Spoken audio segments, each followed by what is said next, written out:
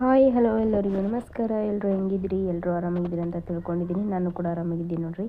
ಬರ್ರಿ ಇವತ್ತಿನ ವಿಡಿಯೋದಾಗ ಏನದಂತ ನಾನು ತೋರಿಸ್ಕೊಡ್ತೀನಿ. ಇವತ್ತು ನೋಡ್ರಿ ಉತ್ತರ ಕರ್ನಾಟಕದ ತೊಗರಿ ಬ್ಯಾಳಿ ಮಾಡೋ ವಿಧಾನ ತೋರಿಸ್ತಾ ಇದ್ದೀನಿ. ಬರ್ರಿ ನೋಡ್ಕೊಂಡು ಬರ್ರಿ.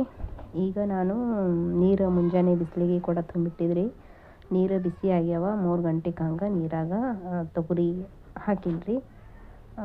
ಉಪ್ಪಿ ಬಂದ್ ಮಾಡಕ್ಕೆ ತೆಗೆದು ಚೀಲದೊಳಗೆ ಕಟ್ಟಿಡ್ಬೇಕ್ರಿ. ಈಗ ನಾನು ಹಾಕಿ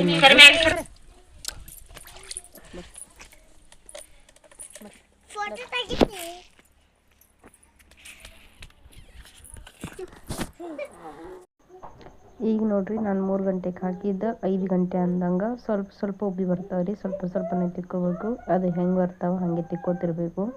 ಉಬ್ಬಿದ ಬಳಕ ಜಾಸ್ತಿ ಹೊತ್ತಿಡಂಗಿರಲ್ಲ. ನಾನು ಇಲ್ಲಿ ತಿಕ್ಕೊಳ್ತೀನಿ ನೋಡ್ರಿ. ನನ್ನ ಮಗ ಹಂಗೆ ಬಂದು ಕೈ ಆಡಿಸ್ತಾನೆ ನೋಡ್ರಿ. ಹಂಗೆ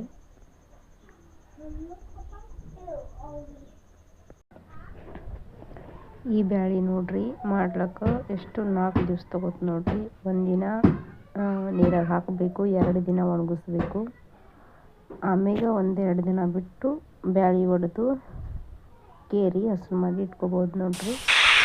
ನಾನು ನೋಡ್ರಿ ನೆಕ್ಸ್ಟ್ ಡೇ ಅನಿಸ್ತೀನಿ.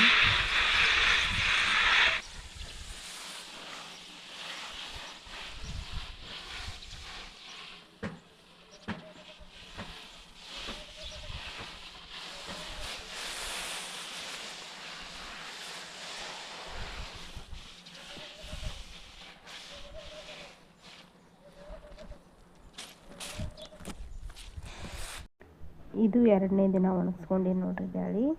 2ನೇ ದಿನ ಅಂದ್ರೆ ಒಂದು ಫುಲ್ ಡೇ ಆದ ಬಳಿಕ ಒಂದು ಹಾಫ್ ಡೇ ಒಳಗೆ ತೆಗಿಬೇಕು ನೋಡ್ರಿ. 1.5 ಬಿಸಿಲು ತಿನ್ಸಿದ್ರೆ ಸಾಕಾಗ್ತದೆ ನೋಡ್ರಿ.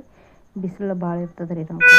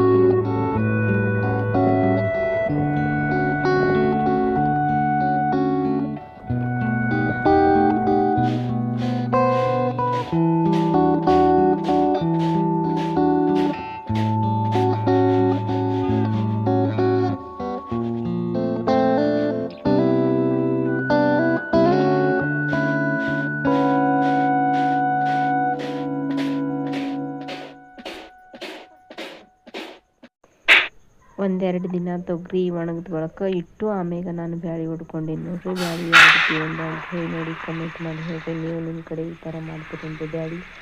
ನಮ್ಮ ಕಡೆ ಅಂತೂ ಒಂದೊಂದು ಪಾಕಿಟ್ ಚೀಲ ಮಾಡ್ಕೊತಾರೆ ಬ್ಯಾಳಿ. ನಮ್ಮ ಕಡೆ ಅಷ್ಟೇ ಇರಲಿಲ್ಲ, ಸ್ವಲ್ಪ ಇದ್ದು ಅಷ್ಟೇ ಮಾಡ್ಕೊಂಡಿನಿ. ಬ್ಯಾಳಿ ನೋಡ್ರಿ ಮಸ್ತಾಗಿದ್ದಾವೆ. ಇವತ್ತಿನ ಈ ವಿಡಿಯೋ ನಿಮ್ಗೆ ಇಷ್ಟ ಆದರೆ ಒಂದು ಲೈಕ್, ಕಮೆಂಟ್, ಶೇರ್, ಸಬ್ಸ್ಕ್ರೈಬ್ ಮಾಡ್ಕೊಂಡು ಸಪೋರ್ಟ್ ಮಾಡಿರಿ. ಮತ್ತೆ ಇನ್ನೊಂದು ವಿಡಿಯೋ ಜೊತೆ ಸಿಗ್ತೀನಿ. ಅಲ್ಲಿವರೆಗೂ ಟಾಟಾ, ಬಾಯ್ ರೀ ಎಲ್ಲರಿಗೂ.